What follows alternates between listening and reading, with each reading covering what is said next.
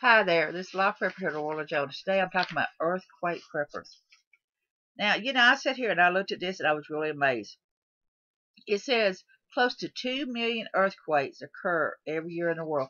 There's a lot of people who are earthquake preppers because they live in the areas that has earthquakes. Now, as we as a society tend to move into areas that was not occupied at one time, with especially these industries and stuff, they clean out the lands and everything. They're removing the trees that holds the soil in place. So what happens is when an earthquake happens, we wind up having mudslides. Wind up having it's called liquid sand, where the ground underneath just pretty well liquefies. This is what happened in a lot of the other countries and stuff, where just literally everything will just sink down into it. Countless number of reasons why it's happening, of course. Now, typically, of course, earthquakes happens along the ocean line and the continental plates, and it can occur anywhere. That's just it.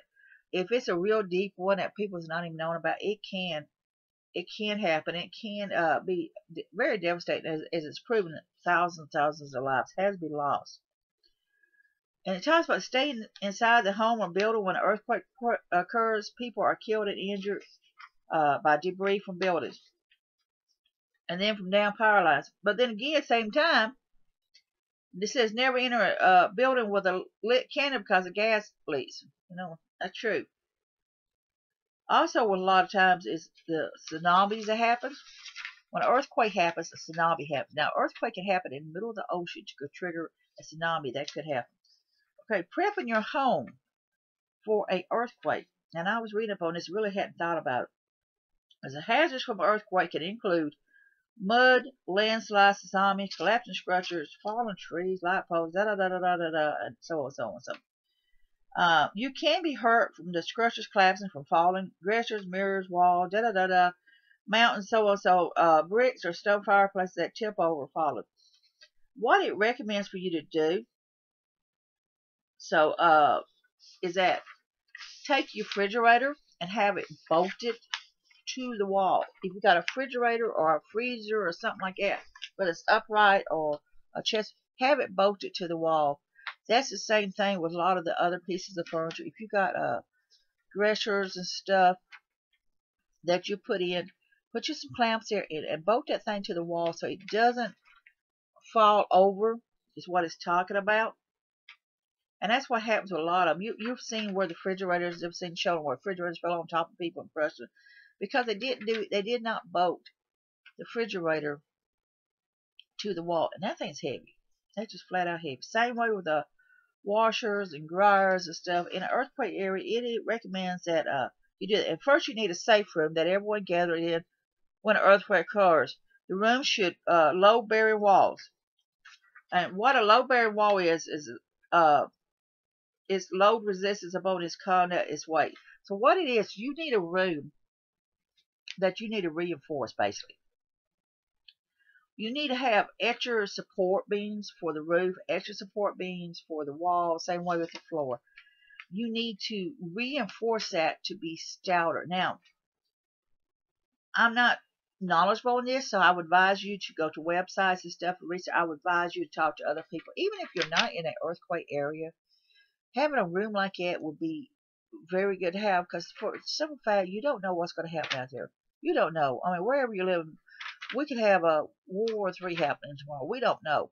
Anything could happen, and having a reinforced room like that may very well save your life. And also, if you're going to do this reinforced rooms like they talk about, these panic rooms, if you're going to have that reinforced room, also make it set up where you can have some food and water and things kept in there, as well as a bathroom facility. Now, that's another thing a lot of people don't think about. If you have a bath, you need to fix it where you can dispose of your waste. I mean, it's fine for a couple of days or so. You can use a porta potty thing, and you can put a container up to put your waste in and seal it up. That's something to think about on that. Now, it always says, falling bricks or stone would not pose a threat, but the thing is, you would need a stout table to get under to protect you from falling debris. That's something to think about. Your furniture is an important thing. I never really thought about it. Getting pressed wood and cheap furniture is not going to stop you. You really need to have good, stout furniture that can help. And also it says, know where to cut off all your main gas line supplies because leaking gas is dangerous. You want to stop all gas from flowing into your house. And because if you don't, just a single spark from the appliance, a single spark from anything, some idiot lighting up a cigarette, boom, that's it, you're gone. You need to have special gas values installed on your meter that will automatically shut off if there's tremor. So you need when they're turning around and they're setting up your gas line, you need to tell them, I want you to put these in. I want to put in to be safe. Then what they is they'll shut it off automatically if there's a tremor, and then all you gotta do is have it cut back. All you gotta do is cut it back on. If you do not have an automatic shut off valve, you can use a pipe wrench or adjustable crescent wrench, it says. Depends on where you're living at. It really does. It says also you need to shut off the main breaker to supply electricity to the entire home. Ain't that something? People don't even think about it. They do not think about going and cutting having electricity cut off in the event of this earthquake happening. They don't think about it. Huh. It makes you almost think it where you're going to build your safe room at, where you got to reinforce. You may want to have you might want to have your breaker box in that room right there, so that way you can cut all that off and be safe. So, and set to the entire home. Use metal or suitable nylon scraps to anchor your hot water tank to wall studs to prevent tip over. Didn't even think about the water heater. Ain't that something? That's when I was talking about the way with your furniture. Same way with the furniture and all that. If you have anything that's extremely heavy or anything like that, like filing cabinets or whatever, it is a good thing to have all of this here. Shelves. If you got shelves loaded with stuff, you fix it up. I'll tell you something else you ought to want to do. You need things doing is also make sure you have little strips that you can put over the front of the shelves there. Fix it up where you can take it and move it off with a rod. I mean, it's no more than whatever you're doing, but you need to put little strips to prevent the items from falling forward onto you and hurting you. Because I want to tell you something, if something falls off that shelf and hits you in the head just the right way, it could kill you. If there's something on that shelf that may hurt you, it could physically impale you or do damage, it can hurt you. So think about it when you build your shelf and put the little clamps to it and putting a rod over it to help keep the places in place. It's also a good idea on something like that. And then it says use it, of course, set up nylon one. And the same way I was telling you about the upright refrigerators, you need to strip all that also. Washers and dryers, additional temporary would not pose a threat. However, stackable washers and dryers would. Even though the other does not typically pose a threat, but if, for whatever reason, you've seen how it tips upward on the floor will tip, and there might be a crack.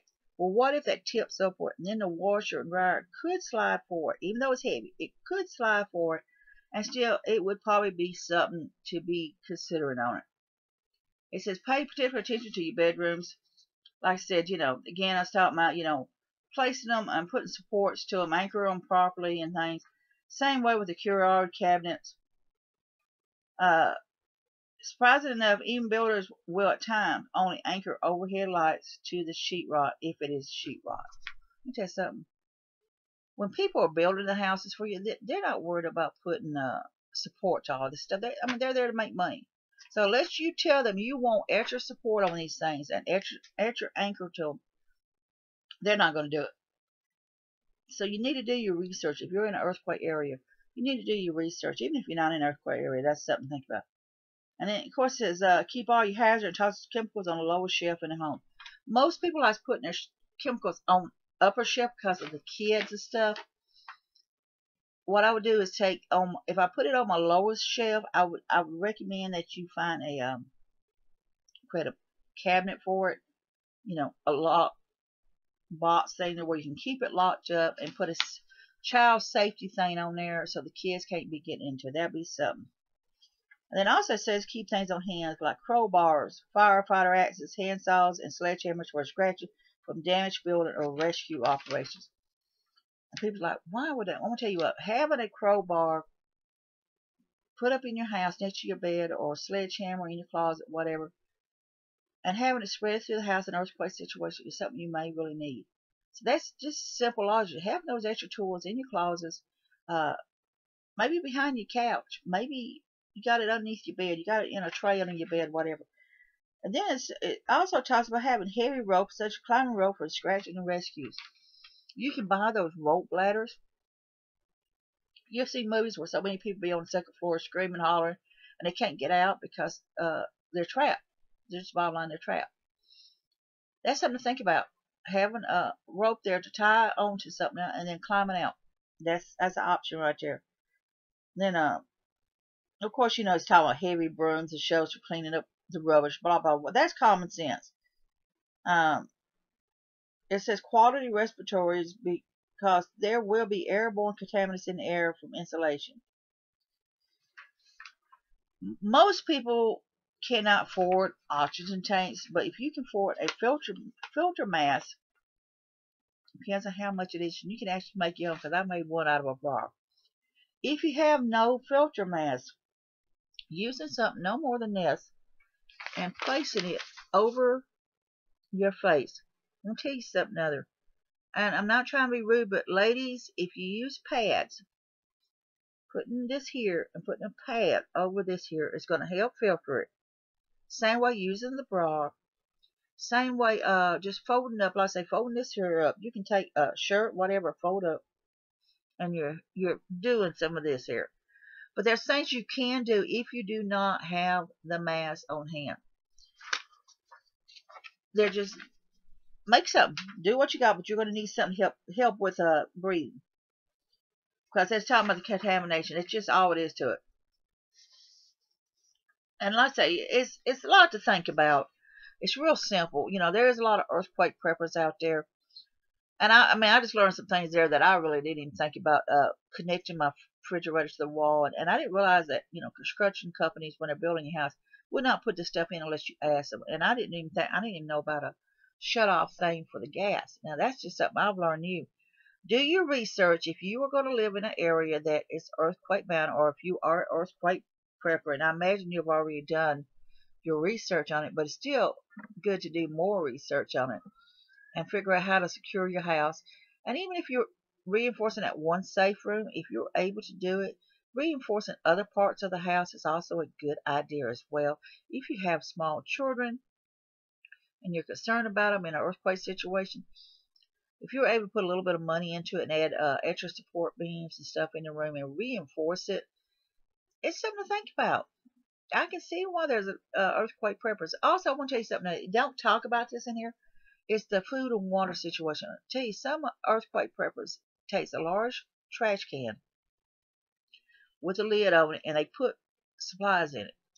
And they put it in the garage. And they usually put it in the very corner of it, because that's usually kind of basically where the area is supported. So I would take whatever corner of the garage you choose and add a few extra beams in there, and I would put my trash can there, and I would, put support things in there, scrap it, and put my extra water and food and things in there as a backup source. I wouldn't put all that in one area. I would actually try to have about 2 or 3 different areas set up, because you figure for that trash can, you can put 4 gallons of water in there and some food and things like that, and rotate it out to last you for a couple of days. Depends on how many people you got in your family and how many of these you want to make. Because I want to tell you what, if you made up 4 of these and you've set them in different locations, from your safe room to the garage to anywhere, basement, whatever it is, wherever you've set it at, and 2 of them survived, or even 1 survived, that's food and water you can use temporarily to help get you through the situation. So this is Live Prepper World of Joan, learning something new every day. And it's just awesome. I love learning with all y'all, and I want you to come see me, and I hope down the road we learn a lot more stuff. So join Live Prepper World of Joan here. Think outside the box. Respect nature, and nature may respect you back, unless they're mad, because we actually cause a lot of our own problems. Be safe. Be happy. Bless you.